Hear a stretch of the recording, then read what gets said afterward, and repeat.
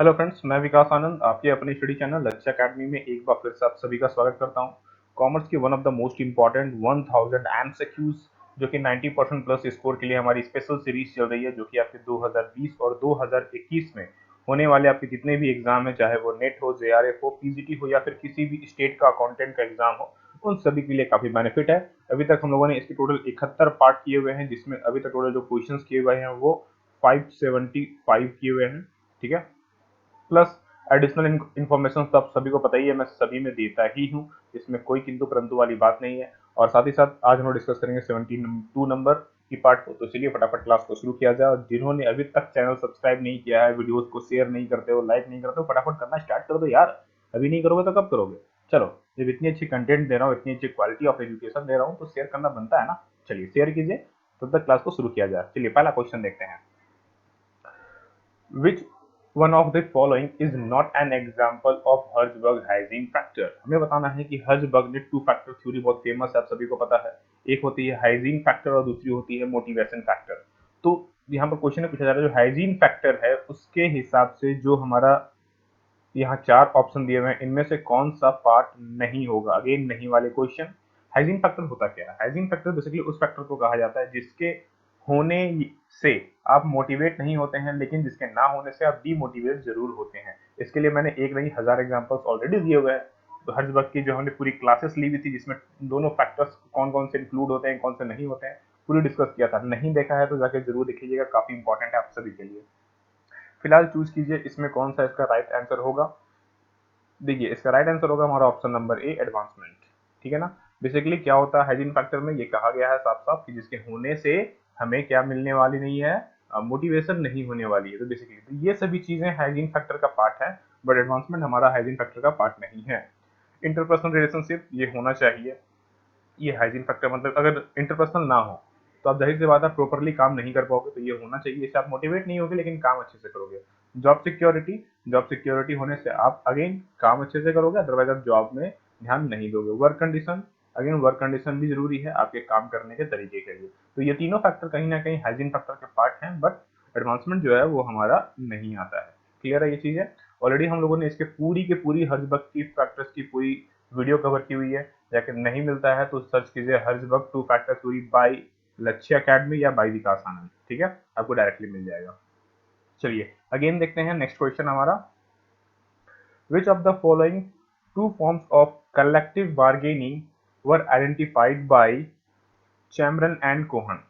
चैमरन Chamberlain and Cohen के द्वारा दो कलेक्टिव बार्गेनिंग दिया गया था। देखो, दो कलेक्टिव बार्गेनिंग के बेसिकली दो फॉर्म्स होते हैं। ठीक है, दो नहीं होते, तीन होते हैं बेसिकली आप बोल सकते हो। लेकिन अगर मैं इनकी बात करूं तो कोहन के द्वारा जो दी हुई थी, ठीक है, इन्होंने दो फॉर्म्स दिए हुए थे। बेसिकली उसमें क्या क्या कहा गया था, इसमें इन्होंने कॉमन बार्गेनिंग को बताया था। कॉमन बार्गेनिंग कहने का मतलब क्या हुआ? कॉमन बार्गेनिंग कहने का मतलब होता है दो बंदे हैं, आपस में जब किसी चीज को बार्गेनिंग करते हैं तो जाहिर सी बात है कोई एक बंदा लूज होगा, कोई एक बंदा विन होगा। किस चीज को? अमाउंट को लेकर के। फॉर एग्जाम्पल के लिए आप मार्केट में कोई चीज बाई खरीदने जाते हो, सपोज 100 रुपया प्राइस है, आपने बोला कि भैया मैं 90 रुपया दूंगा इस प्रोडक्ट के लिए। अगर सामने वाला एग्री कर जाता है, इसका मतलब आपने विन कर लिया और सामने वाले ने 10 रुपया अपना लूज कर लिया, यानी कि वो हार गया। तो बेसिकली इस तरह की चीजों को कलेक्टिव बार्गेनिंग के अंदर डाला गया है। ऑप्शन नंबर राइट आंसर की बात करूँ तो ऑप्शन नंबर बी है, जिसमें हमारा कंजक्टिव बार्गेनिंग, जिसे कि एक और नाम से जाना जाता है, वो है डिस्ट्रीब्यूटिव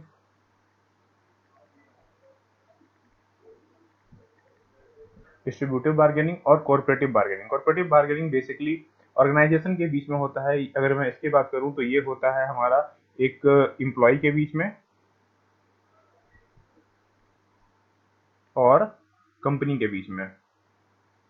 ठीक है, इसमें भी अगेन एक बंदा विन होता है और एक बंदा लूज होता है। अब कैसे विन होगा?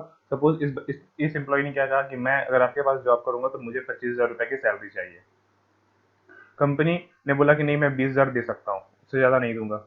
तो अगर यहाँ पर मान लो एम्प्लॉय एग्री कर जाता है, तो 20,000 में एग्री कर जाता है, इसने 5,000 का लॉस कर लिया और इसने 5,000 का क्या कर लिया? विन कर लिया। तो बेसिकली ये जो सिचुएशन क्रिएट होगा, अगेन ये हमारा कॉर्पोरेटिव बार्गेनिंग में आएगा। तो ऑप्शन नंबर बी इसका करेक्ट आंसर होगा, जो कि इन दोनों के द्वारा में, ठीक है, चैम्बरलेन और कोलहन के द्वारा में दिया गया है। क्लियर है ये चीजें। चलिए अगले क्वेश्चन की ओर आगे बढ़ते हैं। Who observed that workers' behavior and sentiments are closely related. देखो कौन वो बंदा है, यहाँ पर 4 नाम दिए हुए हैं जिसने वर्कर के बिहेवियर को और उनके जो सेंटिमेंट्स होते हैं यानी कि जो उनका व्यवहार होता है उसको बड़े अच्छे तरीके से रीड किया है। ये यार बड़ा इजी क्वेश्चन है। आपने इन सभी का नाम कहीं ना कहीं सुना हुआ है, पीटर ड्रकर, इल्टन मायो, एफ.डब्ल्यू. टेलर और यॉर्टन का। आपने सभी का नाम कहीं ना कहीं सुना हुआ है। चलो चूज करो, बेसिक चीजें हैं मेरे ख्याल से, इसमें आंसर को मिस्टेक नहीं करना चाहिए आप सभी को। Right answer option number B, Elton Mayo. Clear है, एकदम बेसिक क्वेश्चन, बिल्कुल सिंपल सा। एक बार में मुझे लगता है ये बिहेवियर और सेंटिमेंट के बारे में मैंने लगता है एक बार में 5-6 वीडियो तो मेरे ही मिल जाएंगे आपको केवल हमारे चैनल पर लक्ष्य अकेडमी पे। जाओ जाके सर्च करो। अगेन देखो जितने भी मैं टॉपिक्स आजकल करा रहा हूँ ये सभी के सभी ऑलरेडी कहीं ना कहीं कराए हुए हैं हमारे चैनल पे। अभी तक हमने लगभग 580 से ज्यादा क्लासेस लिए हुए हैं भाई। देखो इतने क्लासेस लिए हुए हैं, जितने भी टॉपिक्स ऑलमोस्ट हो सकती हैं कवर करने के हमने सभी कवर किए हुए हैं। अभी बहुत सारे टॉपिक्स हैं बचे हुए, ठीक है, उन सबको भी हम आस्ते आस्ते धीरे धीरे कवर कर रहे हैं, बट बहुत सारे कवर किए हुए हैं ऑलरेडी, बहुत सारी थ्योरीज कवर की हुई है। तो उन सभी से रिलेटेड बहुत सारे क्वेश्चन हम लोग क्लियर करवा रहे हैं आप सभी को। जाइए सभी को अच्छे से रीड कीजिए, नहीं रीड करोगे तो पढ़ाई कैसे करोगे यार, एग्जाम कैसे निकालोगे, जॉब कैसे करोगे। चलो अगले क्वेश्चन की ओर। What is not an operative function of HRM. यहाँ पूछा जा रहा है कि एचआरएम का इनमें से कौन सा फंक्शन नहीं है। ठीक है, अगेन नहीं वाले क्वेश्चन देख लो। मैं सबसे ज्यादा नहीं वाले क्वेश्चन आपको करवा रहा हूँ। देखो एग्जाम में ऐसा नहीं है, नहीं वाले क्वेश्चन बहुत आएंगे, मैंने अगेन आपको कहा है 5-10% इनका वेटेज होगा, लेकिन नहीं वाले से ना आपको कम से कम एटलीस्ट किसी पर्टिकुलर टॉपिक के बारे में प्रॉपर जानकारी मिलती है। ठीक है, एचआरएम का यहाँ पर कौन सा फंक्शन नहीं है, प्रिक्रूटमेंट। क्या प्रिक्रूटमेंट मतलब किसी चीज को प्राप्त करना, यानी किसी चीज को बेसिकली आप लेते हैं, खरीदते हैं या फिर किसी चीज को अचीव करते हैं। जी हाँ, ये एचआरएम का पार्ट है हमारा। डेवलपमेंट, डेवलपमेंट किसकी, आपका ऑफकोर्स आपके एम्प्लॉयज की डेवलपमेंट आप करोगे तब तो उन्हें आगे बढ़ाओगे ना, तो अगेन ये भी उनका पार्ट है।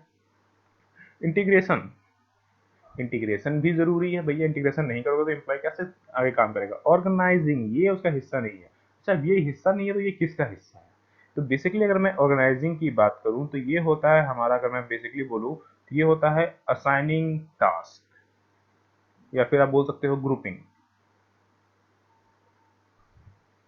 ग्रुपिंग टास्क मतलब टास्क जो होंगे अलग अलग डिपार्टमेंट के हिसाब से उसे बांटना, ये बेसिकली ऑर्गेनाइजिंग का काम होता है।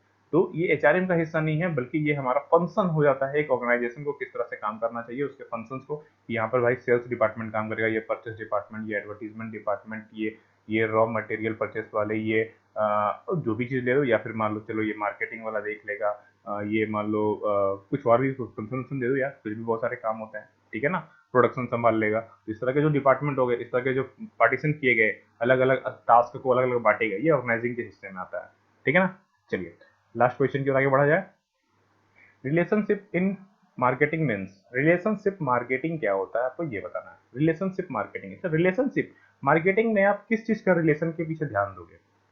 क्या relationship between buyer and seller करोगे, रिलेशनशिप बिटवीन सेल्स पर्सन आपके और सेल्स पर्सन के बीच में होगा, कंपनी और कस्टमर के बीच में होगा, या फिर इन सभी के बीच में होगा। चलिए चूज कीजिए, बताइए। देखो अगर मैं सिंपली बात करूं, रिलेशनशिप जब भी हम लोग डिस्कस करते हैं तो एक ही चीज के बारे में डिस्कस करते हैं, कंपनी और कस्टमर्स के बीच में, कि कंपनी और कस्टमर किस तरह से एक दूसरे पर बिलीव करते हैं, कंपनी अपने कस्टमर्स को किस तरह से जानती है, कस्टमर्स अपने कंपनी के जो प्रोडक्ट्स होते हैं उनको किस तरह से बिलीव करती है, किस तरह से व्यूज करती है, किस तरह से उन पर भरोसा करके उन्हें बाई करने की कोशिश करती है। क्या वो उनके रेगुलर बायर हैं, क्या वो उनके करंट बायर हैं, या फिर इस तरह चीजें, जो भी चीजें देखनी होती है हमें, फीडबैक वगैरह किस तरह का है, तो ये सभी चीजें हम लोग चेक करते हैं। तो ये थे 5 क्वेश्चन, 5 में से आपने कितने अचीव किए कमेंट करके जरूर बताइएगा, और शेयर जरूर करना है वीडियो को अगर तो शेयर नहीं किया है आप लोगों ने तो। ठीक है, चलो अगेन मिलता हूँ, तब तक के लिए आप लोग पढ़ते रहना। आप सभी लोगों को राधे राधे।